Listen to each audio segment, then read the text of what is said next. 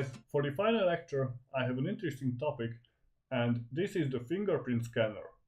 I will add a new button as always and check out the NuGet package manager. The one that I need is plugin.fingerprint. That's really straightforward, isn't it? Using the cross-fingerprint class itself is not difficult. You have to call the authenticating function to ask the user for his or her finger. It's also useful to pass a cancellation token that can interrupt the process anytime.